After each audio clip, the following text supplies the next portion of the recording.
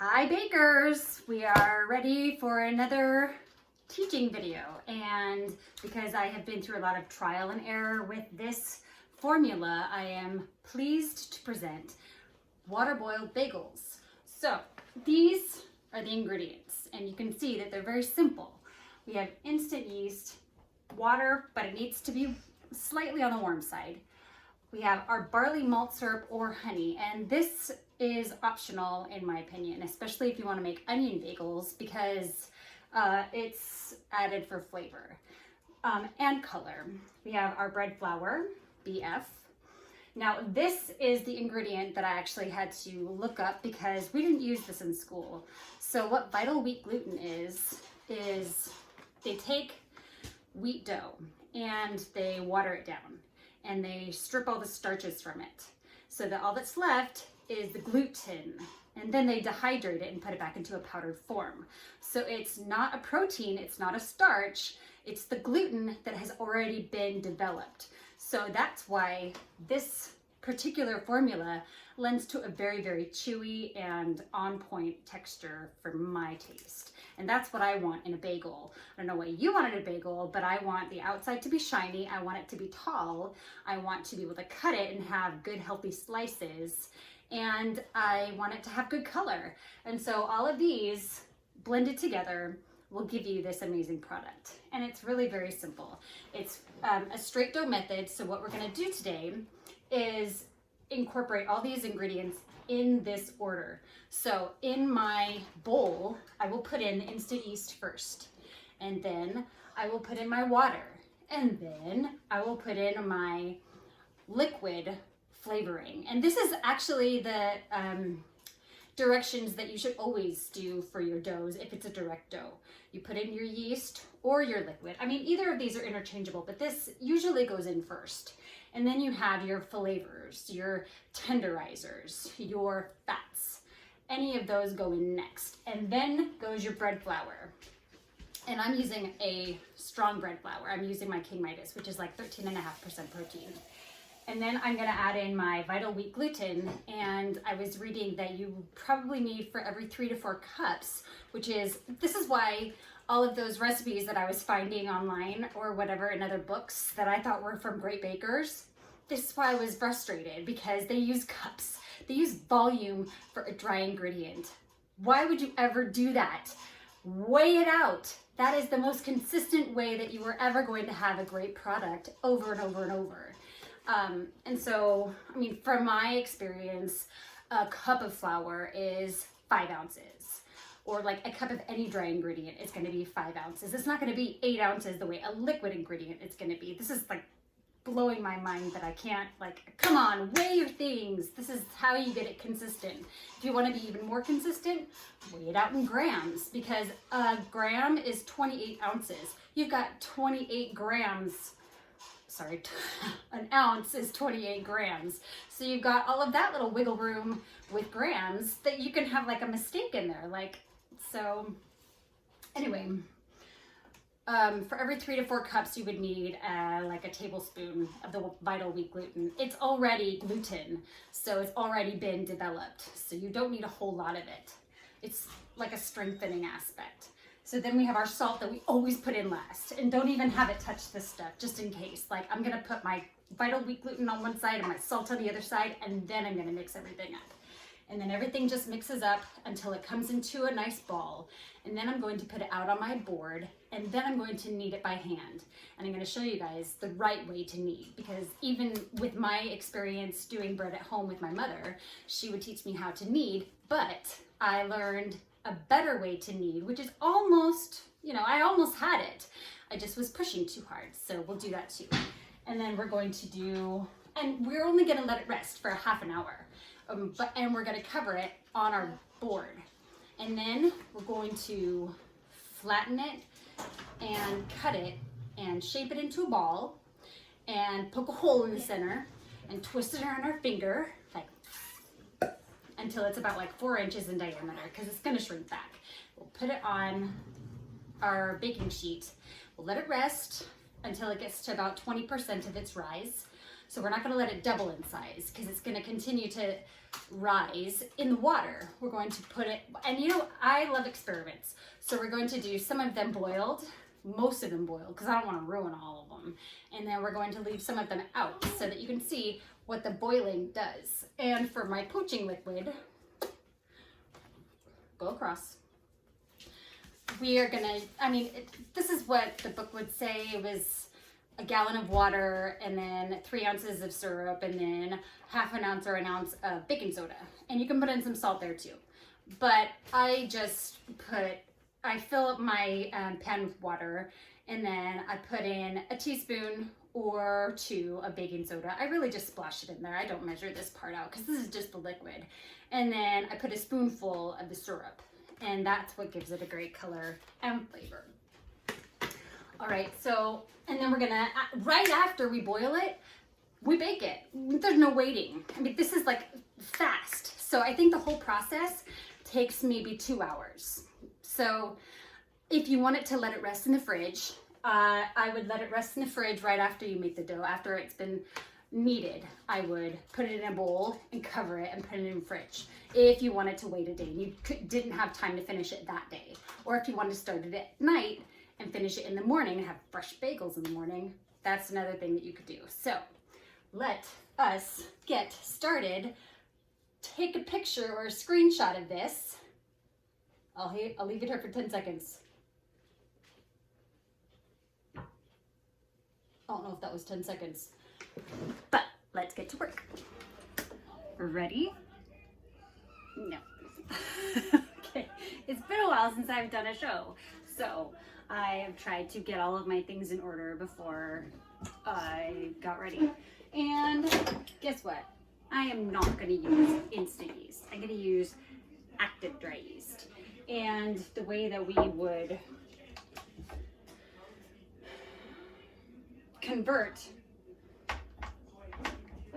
is if I need 70 or 3/4 of an ounce of instant yeast, I need a little bit more active dry yeast because instant yeast is more concentrated. So for this, I believe it would be like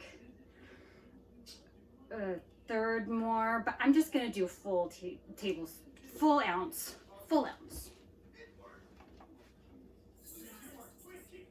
Okay, full ounce. And now I'm gonna get some water.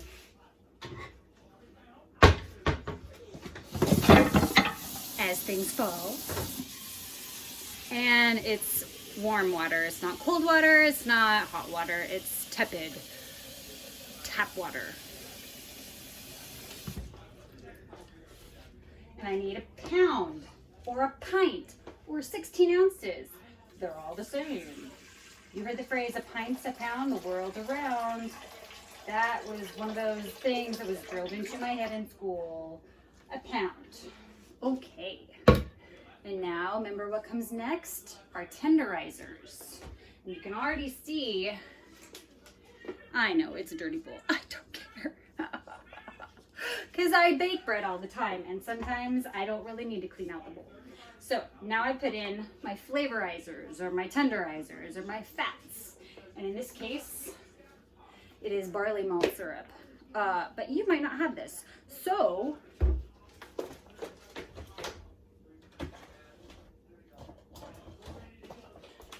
what you might have is this. So for the sake of using things that everybody's got, really?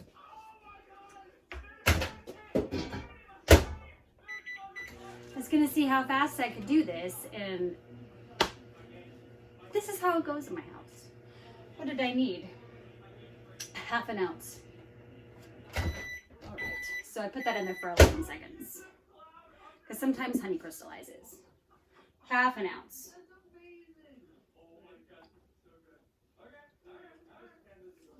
All right, half an ounce. And now put in our flour, which is 1 pound and 8 ounces. Oh, that's not flour. This is my flour. All right. 1 pound and 8 ounces.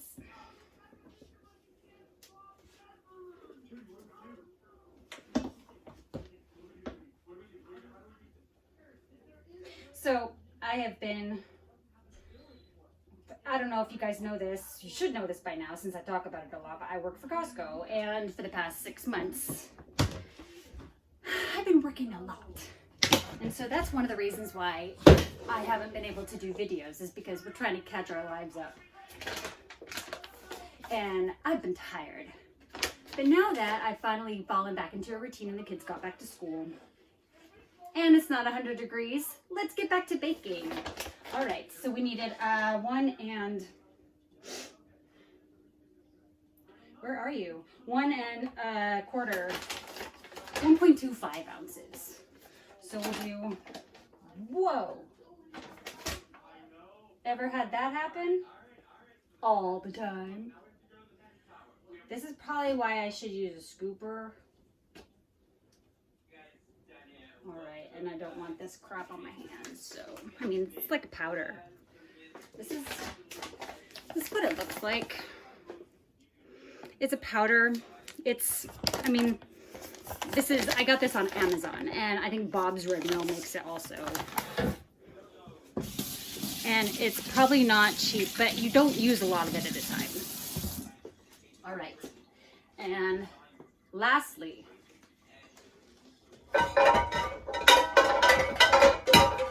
is our salt.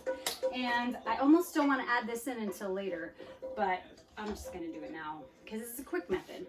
So we need a 1/2 ounce, right? Yep. 1/2 ounce. And I'm putting this on the side because I don't want to put it directly onto my gluten. Because I don't know if it's going to do anything. I mean, probably not, but I don't want to take the chance. So that's what that all looks like. And normally I would start to stir it up with a paddle and then switch. No. But I'm going to start this using a scraper just to get it started and hydrated. Okay. Now that's what that looks like. And now I'm going to turn on my dough. I just mixed it with my trusty scraper that had a little fun in the dishwasher. Now I put on the hook.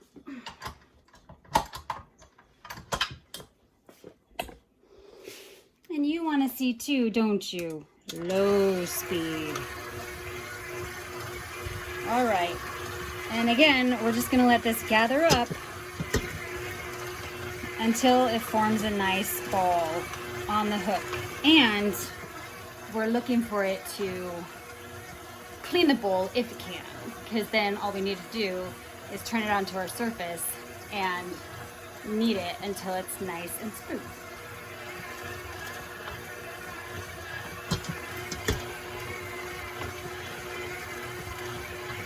And it's getting there.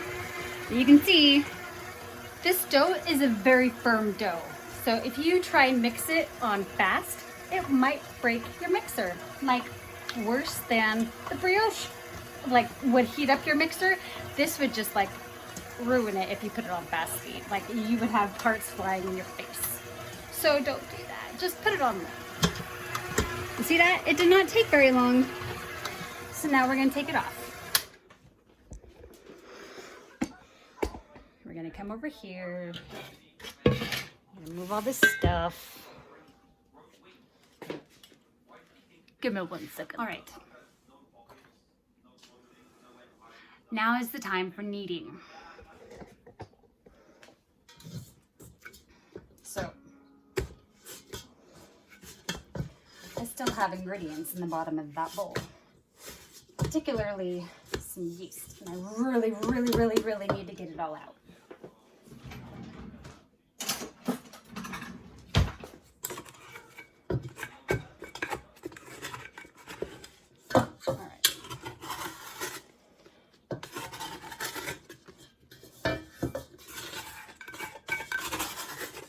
That's right, ladies and gents, scrape that bowl. And now it's pretty clean. Okay, so I did not flour this surface at all. Let me see if I can angle you guys. Angle it even more. Get this handy dandy. There we go. All right. I did not flour the surface, but I mean, I can. In fact, I will. So now I have very chunky dough. It's not smooth at all. It's not, I mean, yeah, I have my Vital Wheat gluten in there, so it will have gluten in it already developed. But, so the way that I learned to knead was you fold it over and then you push it. And what I was doing that was not right was I was pushing it. Like I was literally like tearing it as I pushed it. And that is not what we're doing when we're kneading. All that we're doing when we're kneading is helping to strengthen the gluten, which there's already gluten in there. But we're also continuing to mix those ingredients at an even pace. And so I am now gently pushing down. I'm turning it a quarter, I'm folding it down so that it's like folded, and then I'm pushing it like I'm bouncing. So I'm not pressing it, because when I was pressing it, I was tearing it, and that's not good. That's like overworking it. And right now we're just being gentle. We're like, and you can already see that it's gotten so much smoother already. So the recipes that I was looking at, they didn't have the Vital Wheat gluten, but I still was using high protein bread flour. But one of them had a lot of oil in it. One of them had way too much flour in it. Every single time I would do my best thinking, I know how to read a recipe. I am trying to execute this as best as I can. And every single time after I would boil it, it just like, and I'm like, I don't know what's going on. And I think that it was because of this Vital Wheat gluten. So I would like to, I would liken it to like, I don't know, fortified wine, where wine already has an alcohol percentage of like 12% to all the way up to almost 15%, but 14.5%. But fortified wines have like 18% or 19%. So it's the same product, just with a little bit of a kick. And so this is like a fortifier to the flour. Like if you don't have, this is actually pretty a great product if you don't have bread flour. You can add a tablespoon or two to your recipe, and this will act as a strengthener in that way, just because it's already been a developed gluten. And I am continuing to knead this so that I can continue to develop my gluten so that my dough ball is nice and smooth on the outside and it passes a window pane test. I'm going to give it a few more minutes and maybe I can speed this section up. I don't know, but I'm talking, so we don't want to. You ever talk to your dough? This is a living organism, by the way. People would always give me the stink eye when I would talk to my dough and say, okay, baby, are you going to be good for mommy today? I think so. You look so beautiful. How could I ever give you up? All right, time to tuck you in. Oh, have you been a bad boy? Let's spank it. But no, yeah, I would tuck it in at night and I would say, okay, your time to bake. You're going to be so beautiful. Do mommy proud. See, are you looking at me weird yet? I am not going to hold it against you if you are, because you would not be the first. All right, so that has been a few minutes, and I think that we can let it rest, and we're only going to let it rest half an hour. So let me just finish, because it feels really good right now. It's very smooth. Let me see if I can get a nice window pane. I have no doubt that I will, because of that extra gluten I put in there. So this is how we do a window pane test. I'm gonna tear some off. Oh no! We're going to flatten it out. We're gonna try and stretch it out. And this is how I like to stretch it out. I like to wiggle it out. Let's see. And then you want to be able to see light through it. You want to get it so thin. You want to see how thin you can get it. And yeah, I always, when I'm trying a new dough especially, I'm going to see if I can get, yep, I got it. I don't know if you can see it, but see, that wasn't part of it. That was my finger. But see, I have very healthy gluten colonies in there, gluten strands. They're just, seriously, this is like the wrong light for this, but let me see. I have a tool for that. I don't know where I can put that though. Here we go. Okay. Ooh, yeah, that's what we like. See that? I got it so paper thin that you can see little tracks in there, okay? That is what you're looking for when you do window pane tests. See, you can see it like you would be able to see through a window pane, and it's not tearing. So we are good to go. Let us tuck this little boy in. We'll make him into a nice little bowl. It does not need any more flour here. And I am going to get a nice terry-free cloth and just lay it over. Just like that. See, he's all tucked in. And we'll check back in about half an hour. Alexa, 30-minute timer. 30 minutes, starting now.